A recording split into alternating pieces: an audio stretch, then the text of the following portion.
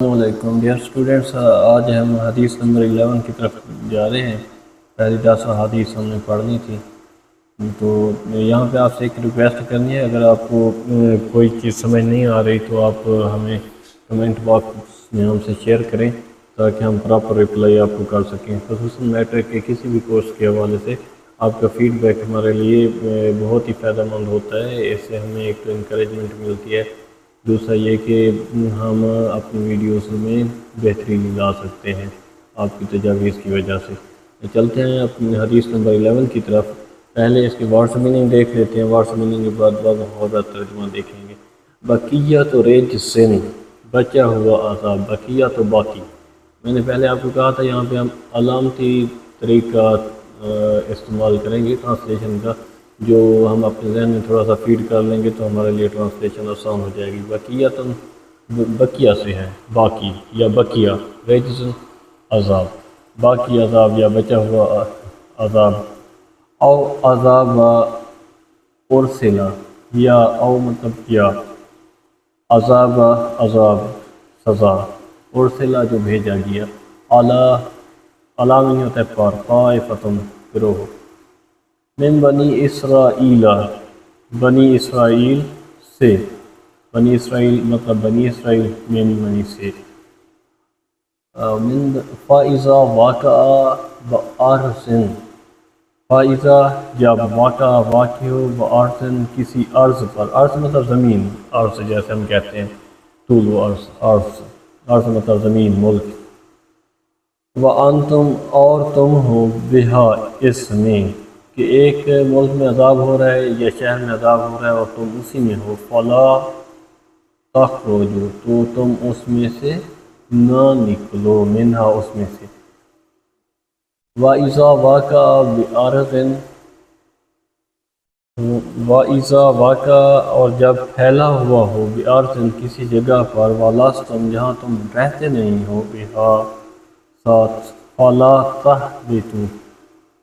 تو اس میں نہ جاؤ، اس جگہ پہ نہ اترو، یعنی قدم نہ رکھ علیہا اس جگہ پہ۔ تو یہ وبائی امراض کے متعلق ہیں۔ جیسے کرونا کی وبا پھیلی تھی تو یا لاک ڈاؤن کر دیا گیا تھا کہ جو آدمی جس جگہ پہ ہے وہ وہیں پہ رہے، تو بالکل اسی وبائی امراض کے متعلق ہے۔ ایک زمانہ تھا جب طاعون کی بیماری بہت ہی وبائی سمجھی جاتی تھی، پینڈیمک سمجھی جاتی تھی، بستیاں کی بستیاں اس سے مر جاتی تھیں۔ تو اس وقت یہ حدیث آپ نے فرمائی تھی کہ یہ اس عذاب کا بچا ہوا حصہ ہے جو بنی اسرائیل کے ایک گروہ پر بھیجا گیا تھا۔ اور پھر آپ نے فرمایا جب کسی زمین، ملک یا شہر میں طاعون ہو، جہاں تم رہ رہے ہو تو وہاں سے نہ نکلو، مطلب جہاں پہ ہو وہیں ٹھہر جاؤ۔ اور جب وہ کسی ایسی سرزمین میں پھیلا ہو جہاں تم نہ رہتے ہو تو وہاں نہ جاؤ۔ مطلب اگر کسی جگہ پہ کوئی وبائی امراض پھیل چکا ہے تو اس جگہ کو آپ چھوڑ نہیں سکتے، یا آپ کسی سیف جگہ پہ ہیں، کسی دوسرے شہر میں، ملک میں ایک وبائی مرض پھیلا ہوا ہے تو آپ اپنی سیف جگہ پہ ہی رہیں، اس وبائی جگہ پہ نہ جائیں۔ تشریح کی یہاں پہ ضرورت نہیں ہوتی، میں نے آپ کو شروع میں ہی بتایا تھا کہ ہمارے یہ جو ایگزام ہوتے ہیں بورڈ کے، اس میں جسٹ ٹرانسلیشن ہوتی ہے، محاورہ ترجمہ لکھنا ہوتا ہے اور اس پہ آپ کو 5 نمبر پورے ملتے ہیں۔ حدیث نمبر 12 کی طرف چلتے ہیں۔ حدیث نمبر 12 ہے ہمارے پاس، فَيَرْضَىٰ لَكُمْ أَن تَعْبُدُوهُ، فَيَرْضَىٰ اللہ پسند کرتا ہے، لَكُمْ تمہارے لیے، أَن تَعْبُدُوهُ کہ تم عبادت کرو، تعبدو عبادت کرو، وَلَا تُشْرِكُوا اور شرک نہ کرو۔ بہت ہی آسان سی باتیں ہیں، اگر آپ اشارہ ذہن میں رکھیں، تعبدو عبادت کرنا، تشریکو شرک کرنا، بہی شیء کسی کے ساتھ شریک نہ ٹھہراؤ، بہی کسی کے ساتھ، شیء کسی شے کے ساتھ، کسی چیز کے ساتھ، وَأَن تَعْتَصِمُوا اور تم تھام لو، پکڑ لو، بِحَبْلِ اللَّهِ اللہ کی رسی کو، اور تم تھام لو اللہ کی رسی کو، وَلَا اور نہ کرو، اور لا نہ کرو، تفرقوا فرقہ بازی اور فرقہ بازی میں نہ پڑو، وَيَكْرَهُ وہ ناپسند کرتا ہے، قِيلَ وَقَالَ فضول باتوں کو، قیل و قال کہتے ہیں فضول باتوں کرنے کو، جو بندہ ایسے فضول میں باتیں کرتا رہے، جس کا کوئی ایسے فضول میں بولتا رہے، وَكَثْرَةَ السُّؤَالِ اور ایسے فضول میں سوال کرتا رہے، کثرت سوال کرنا ویسے تو ٹھیک ہے، موقع محل کے مطابق ہونا چاہیے سوال، لیکن بعض لوگوں کی عادت ہوتی ہے کہ وہ موقع محل نہیں دیکھتے، بس ایسے سوال پہ سوال داغے جاتے ہیں۔ وَإِضَاعَةِ الْمَالِ، اور مال ضائع کرنے کو ناپسند کرتا ہے۔ تو اس حدیث میں اللہ تعالیٰ کس چیز کو آپ صلی اللہ علیہ وآلہ وسلم فرما رہے ہیں پسند کرتا ہے اور کس چیز کو ناپسند کرتا ہے؟ تو وہ اللہ تمہارے لیے پسند کرتا ہے کہ تم اس کی عبادت کرو، انت عبدو، تم اس کی عبادت کرو، ولا تشرکوا بہ شیئا، اور اس کے ساتھ کسی کو شریک نہ ٹھہراؤ، اور سب مل کر اللہ کی رسی کو مضبوطی سے تھام لو اور فرقوں میں نہ بٹو، اور وہ تمہارے لیے کیلو کال فضول باتوں، کثرت سوال اور مال ضائع کرنے کو ناپسند کرتا ہے۔ تو یہ ہوگی حدیث نمبر 12 کا باب محاورہ ترجمہ۔ اس کے بعد ہم چلتے ہیں حدیث نمبر 13 کی طرف۔ حدیث نمبر 13 ہے ہمارے پاس جناب، ما من مسلم، ما جو کوئی، یا جو ہی کافی ہے، ما کا مطلب جو، من مسلم مسلمانوں میں سے،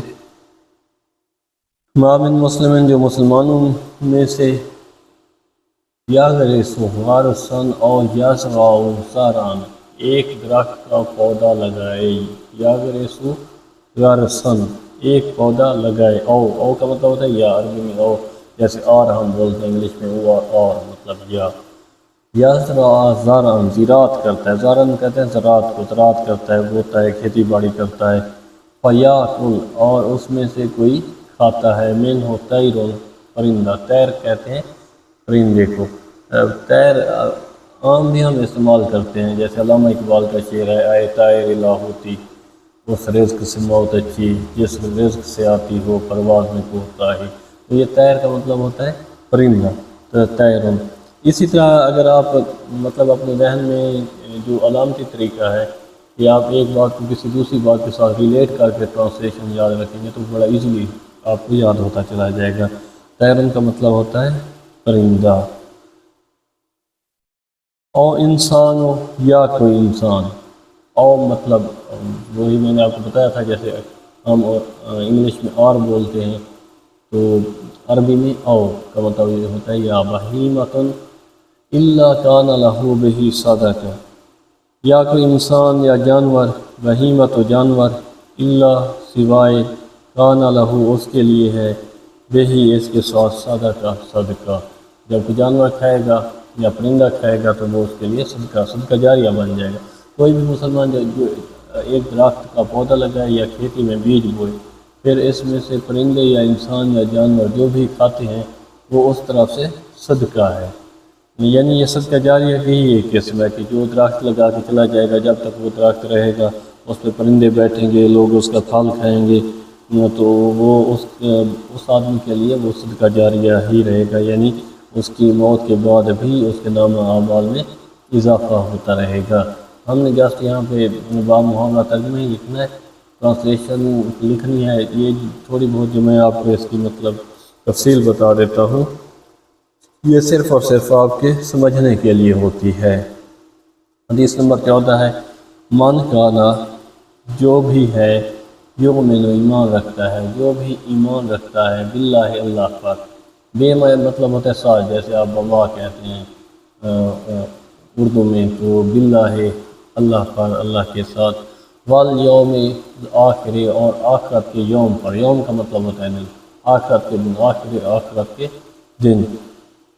والیوم الآخر آخرت کے دن پر، فلا یوسی اور تکلیف نہیں دیتا، فلا یوسی جارہ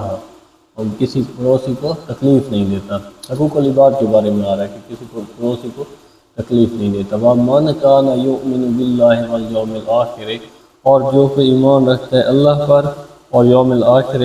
آخرت کے یوم پر، یوم کا مطلب دن، فَلْيُكْرِمْ ضَيْفَهُ اور وہ عزت کرتا ہے اپنے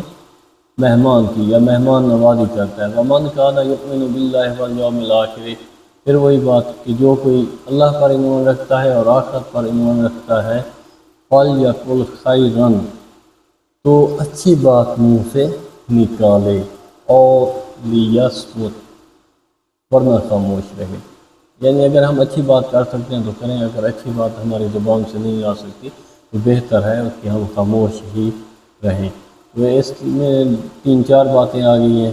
پہلی بات یہ تھی کہ جو کوئی اللہ پر اور آخرت پر ایمان رکھتا ہے وہ کبھی اپنے پڑوسی کو تکلیف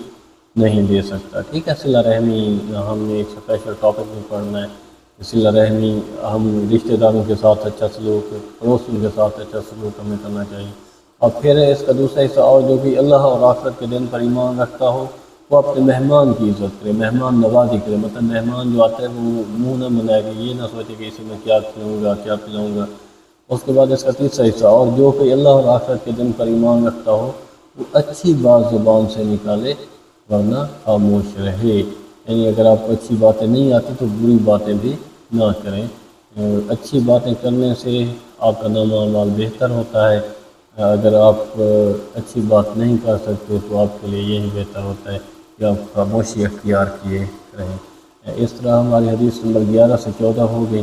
اس کے بعد باقی 6 احادیث ہیں جو شارٹ ہیں، مطلب چھوٹی احادیث ہیں اور آسانی سے یاد ہونے والی ہیں. یہ 4 احادیث تھوڑی سی لینتھی تھی، اس لیے اس 4 حدیث کے ویڈیوز میں نے علیحدہ سے بنائے ہیں. آپ لوگوں سے ایک بار پھر سے ریکویسٹ ہے کہ فیڈ بیک دینا آپ لوگ نہ بھولیے گا. شکریہ.